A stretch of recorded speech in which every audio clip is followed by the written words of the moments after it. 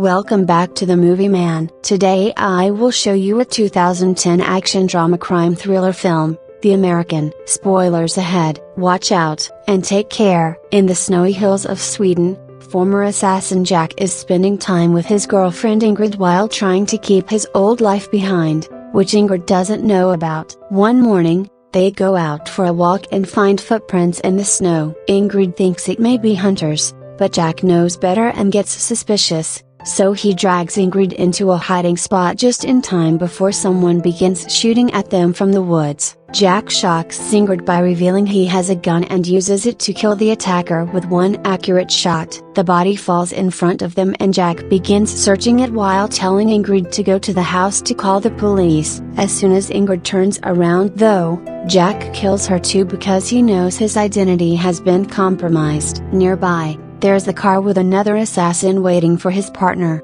but Jack finds him and kills too. Afterward, Jack hurries to leave the country and makes his way to Rome, Italy, where he meets with his handler Pavel. Jack explains he was found by the Swedes and that Ingrid had nothing to do with it, but Pavel still believes she could have set him up and reminds Jack he shouldn't make friends in this line of work. Pavel will take care of the people that found Jack, but meanwhile he can't stay in such a big city, so he's made arrangements for Jack to stay in Castelvecchio, a very small town on the map. Using the car Pavel prepared for him, Jack travels to Castelvecchio, but he hates it as soon as he arrives for being so small and boring. Jack decides to turn the car around, throw away the phone Pavel got him, and go to Castel del Monte, a more active town. Here he rents a very humble apartment and adopts the name Edward, but most of the neighbors call him the American. Jack starts a daily routine of exercise,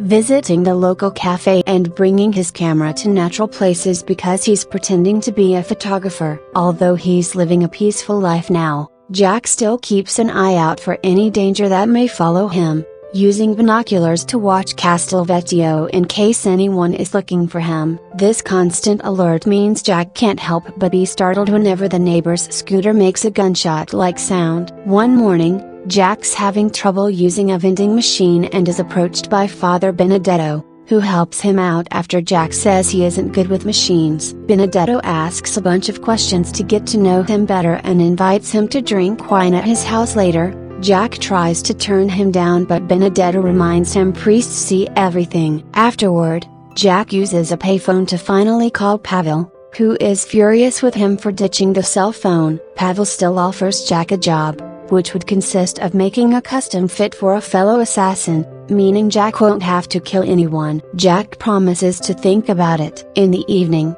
Jack goes to see Benedetto for that drink. Benedetto is surprised that if Jack is photographing Italy he isn't learning about the country's history, then he points out it's probably his American nature that makes him think he can escape history and only live in the present. Sometime later, Jack drives to Sulmona, where he does some shopping and watches Mathilde from afar. When she sits at a cafe, Jack takes the table next to her and picks up her newspaper when she drops it as a sign he's the gunsmith she's looking for. Mathilde gives Jack all the details she needs for her weapon and Jack accepts the job. He also points out there's been a guy watching them, but Mathilde swears she's working alone. Later when Jack returns home, he thinks he sees the same guy in town and does his best to avoid him. At night, Jack begins having trouble sleeping, reacting to any noise he hears by taking out his gun. A few days later, Jack goes to the post office to pick up a very special package.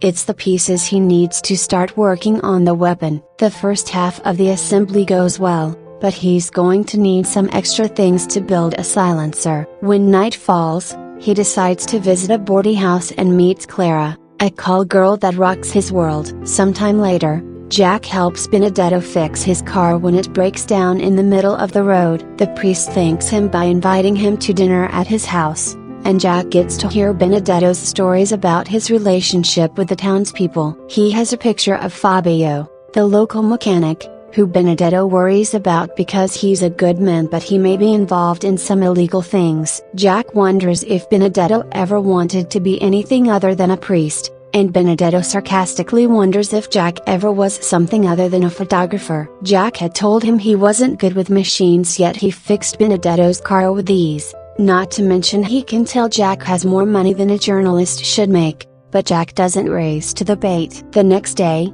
Jack breaks his car on purpose and takes it to Fabio's garage. Fabio at first doesn't want to help a mysterious foreigner, but he changes his mind when Jack mentions he's a friend of Benedetto. Jack explains cars are a hobby for him and wonders if he could get some pieces to fix her broken drive shaft, and Fabio accepts to give them to him for free. While Jack looks around to find what he needs to make the silencer, he discovers Fabio has a copy of the same photograph Benedetto had. On his way home, Jack sees Clara going to church and can't help sharing a flirty look with her. As soon as he gets to his apartment, Jack begins working on the weapon again, finishing the silencer successfully by the time night falls. The next day he takes the rifle to the woods and tests it to confirm it works perfectly. Later Jack goes to the body house to celebrate, but Clara isn't working today and Jack decides to leave instead of choosing a different girl. In the evening, Jack goes to a cafe and notices the same guy is still watching him. The clerk brings Jack an envelope someone left for him, and inside Jack finds a newspaper clip talking about the bodies he left in Sweden. When he returns to his apartment, he decides to take a different road just in case and keeps his gun extra close when he goes to bed. Sometime later, Jack goes to the train station to pick up Mathilde, who is wearing a different wig to protect her identity from curious eyes. Then he drives her to a secret spot in the forest near the river that he's sure only he knows of, but Mathilde still wants to walk around and check there aren't any footprints or tire tracks before they get to work. Afterward Jack puts down a picnic blanket to use as a cover in case the cops investigate the area later and shows Mathilde the rifle he's made. Mathilde puts it together like an expert and places an order for special rounds made with mercury. She's brought her own target to test the rifle, which she does with no trouble. Then she asks Jack to shoot at the flowers next to her from a fair distance. Jack is surprised that she trusts him enough not to kill her and shoots the flowers without even making her flinch, impressing Mathilde with the silencer he made because she couldn't tell where the bullet came from. Once they're done, Mathilde asks for some last adjustments and for the delivery to be made by the 1st of next month as she pays the first half of the money. The bullet cases are thrown in the river, and Jack throws some wine on the grass as part of the cover. He even took the time to chill it because that's how it's drunk here. At that moment, a butterfly lands on Mathilde's arm, and Jack tells her some cool facts about that specific type. This makes Mathilde call him Mr. Butterfly and asks if Jack ever brought a woman here before, which he denies. In the evening, Jack stops by the body house to have some fun with Clara, who also calls him Mr. Butterfly because of his tattoo. Clara can tell Jack has something in his mind, but Jack doesn't think her worry is sincere and explains she doesn't have to act for him as she does for other clients. He also tips generously, and when Clara points out she makes more with him than all the other girls together, he confesses he doesn't see the other girls. Jack continues to work on the modifications for the rifle and the bullets with mercury, but he also takes breaks at the cafe. One afternoon, he comes across Clara, who is going to the movies with her girlfriend. They do some chit-chatting and Clara points out she's free on Wednesday, so Jack says they can meet at the usual place. Clara tries to get him to mention what the usual place is, and when he doesn't dare to mention the body house in front of her girlfriend, Clara takes advantage of this and asks him to meet her at a restaurant. After the ladies are gone, Jack opens the newspaper and worries when he reads about call girls getting killed. Later that night, Jack is making his way home and notices the usual guy isn't just watching anymore,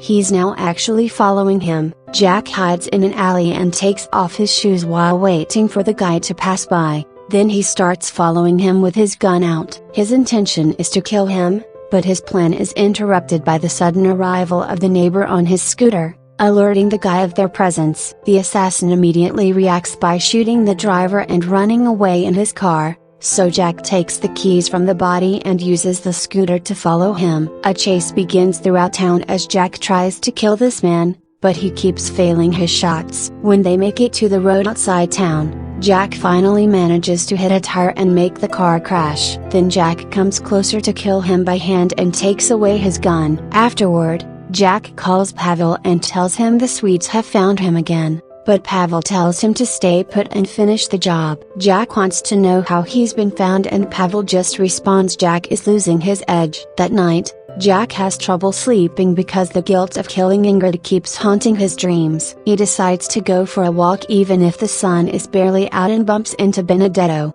who likes to take morning early walks to thank God for everything and ask him to look after those who are sinners. Jack points out all men are sinners, prompting Benedetto to explain those who seek peace are much sinning in history, and that Jack has done lots of sinning. Benedetto heard about the death that happened nearby last night and wonders if Jack needs confession, but Jack turns him down and taunts him back by confessing he can tell Fabio is Benedetto's secret son. Benedetto admits he made a mistake in the past, but at least he has someone in his life, unlike Jack. In the evening, Jack meets with Clara at the restaurant. He's very impressed by how she handles the waiter when he tries to take the order from Jack instead of Clara because of her gender, and when a flower boy comes by, Jack buys her a flower. Clara protests because the seller thinks they're a couple, but since Jack buys it anyway, she sees it as a good sign. She can tell Jack has some sort of secret, but Jack denies being married, so that's good enough for her. After dinner, they go to Clara's apartment and spend the night together. The next morning while Clara showers, Jack snoops around and finds a gun inside Clara's purse, making him suspicious. Later that day, he finishes the order and buys a suitcase together with a bunch of office supplies to hide the rifle properly. Now that his job is done, he can go out and follow Clara around to make sure she isn't a spy. He does see her with some men, but he can't tell if they're clients or criminals. The following day, Jack calls Pavel and asks for 2 more days before making the drop, which Pavel grants. In the afternoon, Jack takes Clara to the secret spot in the forest for a picnic. As soon as Clara sees the river, she takes off her clothes to go swimming, but Jack doesn't join her. Clara also finds the bullet cases in the water, but she blames them on hunters and Jack just throws them back. While they enjoy the picnic, Clara reaches into her purse, causing Jack to tense and grab his gun to defend himself. It turns out Clara was just grabbing her sunscreen, but his reaction triggers an argument anyway. Clara explains she has a gun to protect herself because there's a killer going after call girls, and Jack accepts to trust that explanation. Then Clara asks him to come with her to the town procession tomorrow, and when Jack says he'll think about it, Clara wonders if they can start going on dates all the time. Jack immediately shuts down the idea, explaining he can't stay forever, prompting Clara to kiss him and beg him to stay. Jack can't stop thinking about Clara's request when he goes home and decides to call Pavel to inform him that after he does the delivery, he's out. Pavel seemingly accepts this with no trouble, but after Jack hangs up, Pavel calls Mathilde with a special request. The next day, Jack drives to a cafe by the road to meet with Mathilde, who is wearing a different wig again. He hands her the mercury bullets in a special can, and Mathilde grabs a suitcase too while excusing herself to go to the bathroom, where she prepares an extra gun she brought with her. Jack notices Mathilde is taking too long and the other clients have left, so he's anxious and alone. With the gun ready in his pocket, Jack decides to wait outside just in case, and Mathilde brings him the rest of the money. It looks like she's got more to say, but at that moment a bus full of children arrives, and Mathilde leaves before they can be noticed. Jack drives back to town and Mathilde follows him while talking on the phone to Pavel, who wants her to kill Jack as soon as possible. Back in town, the procession is keeping the streets crowded, thus it's easy for Mathilde to sneak inside a house, kill the owners, and find a spot on their roof to keep an eye on Jack while Pavel also arrives in the area. Jack meets with Clara and asks her to run away with him. Clara obviously accepts and they confess their love for each other. At that moment, Mathilde gets ready to shoot Jack, but her weapon backfires and kills her because Jack had rigged it in advance. Jack sees this and understands they're after him, so he hands Clara the money and tells her to wait for him at the secret spot in the forest. Then Jack goes to check on Mathilde to ask her who sent her.